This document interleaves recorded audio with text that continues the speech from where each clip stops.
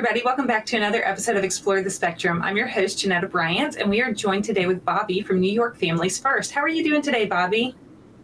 I'm good. Thank you for having me. Oh, I'm excited to. You have a unique story and vantage point in this community. We often find ourselves surrounded by different quote unquote resources, right?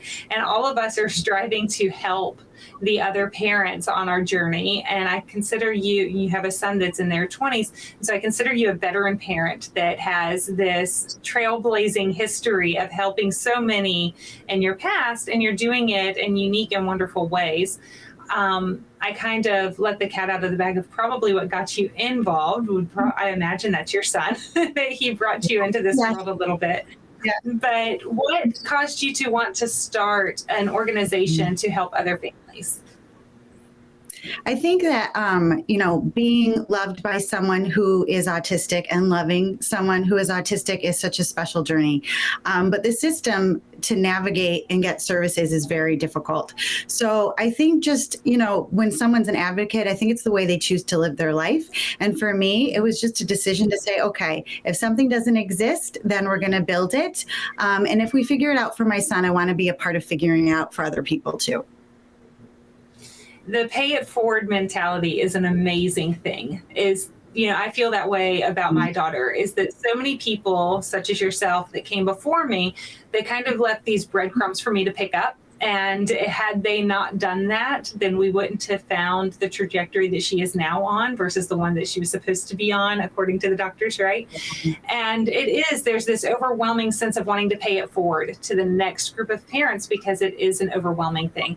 Now, when you're saying that you pull together resources and you help parents, one of the things that you do, and correct me if I'm wrong, but you try to help parents with some of the financial burden of what it is to be a special needs parent as well. And our kids are ridiculously expensive. And so that is terribly unique and wonderful to hear about. Tell us a little bit about how you work in that realm. So primarily that's with our crisis intervention program.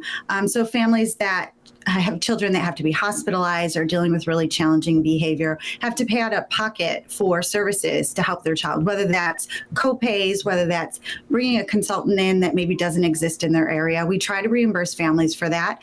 Sometimes it's sensory equipment, sometimes it's modifications to their home. We do attempt to take some of that financial burden off of them. A lot of our families, we have one primary caretaker and one person working, and they're living off of one paycheck. So it can be very difficult. I think not all of us understand how much we have to put forward into raising our children. And when there are financial burdens that may prohibit our ability to provide something our children really need, then we never want that to be the reason that somebody doesn't get something that they really need. What an amazing mission that is. You said something a moment ago, and it's funny because sometimes it takes me a second to realize just how true something is. Not only are our kids, like I said, ridiculously expensive, they have all kinds of therapies and gadgets and things and medicines and doctor's appointments. It's an overwhelming amount of financial burden that it brings to a family, but it's not usually something that's met with having a mom and dad with financial incomes, because one of those people is going to be taking them to the therapist, taking them to the doctors. And so at best, they might have a part-time job. Or in a lot of cases, I've learned, not all marriages stick together. So now you've got single moms and single dads trying to both bring in the finances and do that. It's an incredible gift that you are doing in order to recognize that and try to help these families out. Now, if someone wants to learn more about your services and they want to see the kaleidoscope of things that you offer, because we've really only talked about one when there's many that you've been doing. So if they want to learn more about your organization and all the things that you do, where would they find that? NewYorkFamiliesFirst.org is the website for our nonprofit. I also work with Proud Moments to create options insurance-based for families that are looking for help in their home or in our centers, so they can go to that website as well. And I also partner with New York State Association for Behavior Analysis, and we have a committee, Parent, Family, and Advocate, for anyone that's interested in that service, applied behavior analysis, and getting more information about that. They can go to that website.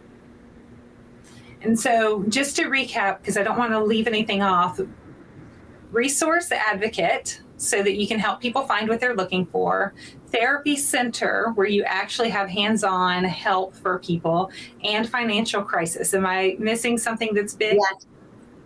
Yes, those are our three big things. Yes. All right. I just want to make sure that we're recapping that properly, because each one of those could be an hour-long discussion or better. And to try to get that in 5 minutes or less is almost impossible. But I really encourage anybody that's watching this, listening to this, reach out, learn more about New York Families First, because I think that y'all are doing remarkable work, and you're doing it from the right place in your heart, right? This is a passion project because you've lived it, experienced it, and you know what it's like to feel isolated and what it's like to feel like the answers are so obscure and out of reach. And so to bring that closer is really a gift to the families that you get to work with. Thank you very much for being with us today. I appreciate it. Thank you for your advocacy as well. Oh, thanks. And to all of you that are watching, thank you for joining us for this episode as we continue to explore the possibilities.